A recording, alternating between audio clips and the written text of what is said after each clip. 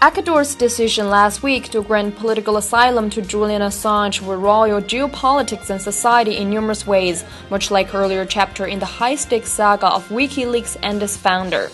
Ecuador's president earlier stated that it's a sovereign decision of his country to grant asylum for Assange, who seeks to avoid being extradited to Sweden, where he is wanted for alleged sexual assault charges.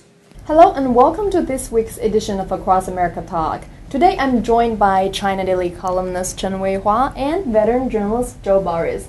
Weihua, let me start with you. We know that the president of Ecuador earlier stated that Julian Assange could get life in prison if extradited to the United States from Sweden. Tell us what are the legitimate interests of these countries involved and how the relationships might be affected.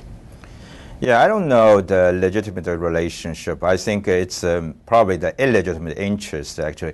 I think the relationship is obviously very complicated, and to me it's also secretive.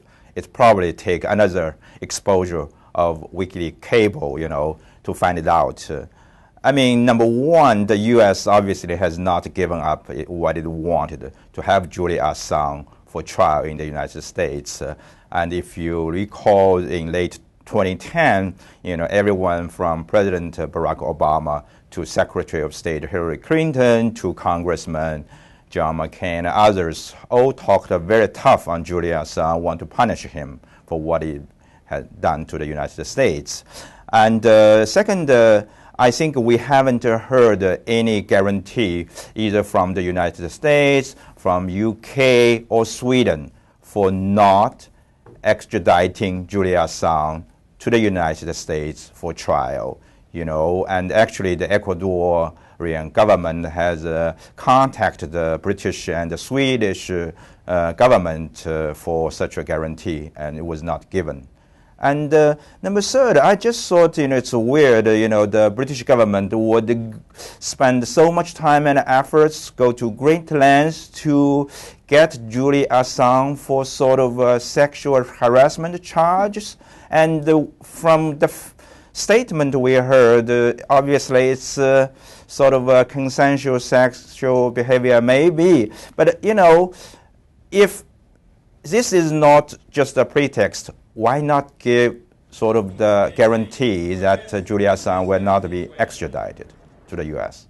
So the so-called sexual misconduct is not really the reason? Yeah, I think that's just a pretext for much larger, scheme behind the scene. And everybody knows that.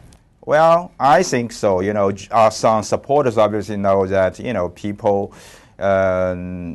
looking at history, they all know such things happened.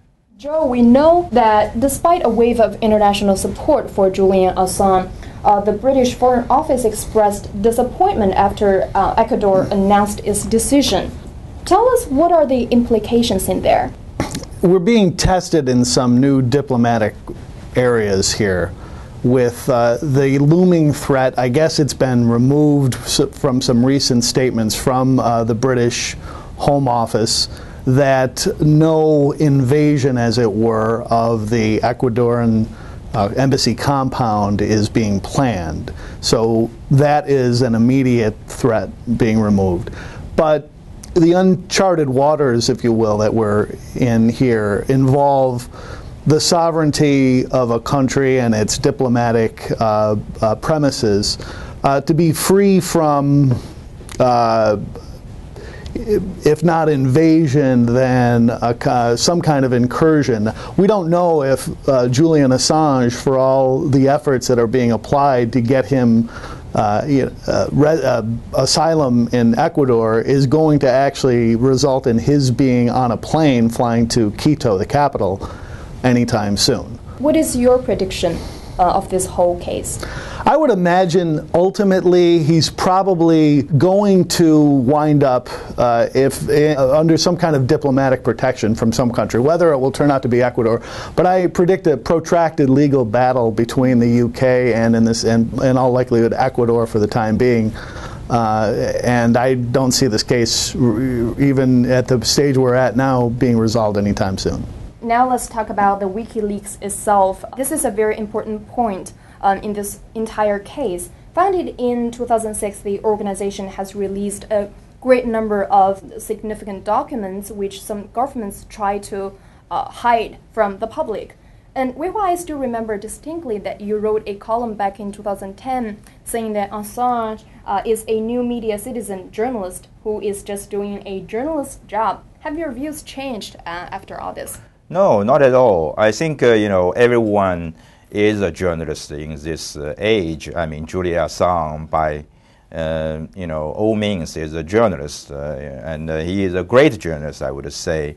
And I think the whole case is actually a threat to people doing good journalism. If you think how difficult it is for investigative journalists to work, and if Julian Assange finally get indicted, that's a very chilling effect to those investigative journalists. And what I think, the whole thing is about the United States. If just let's think, if these diplomatic cables were not American diplomatic cable, were diplomatic cable of another country, say Russia, would the United States react like this?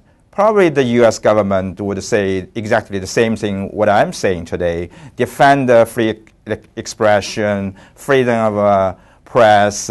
So I think this is all about U.S. being embarrassed in 2010, and they want revenge. So I think it's shameful. I think, we want journalists to be protected, and Julian Assange included.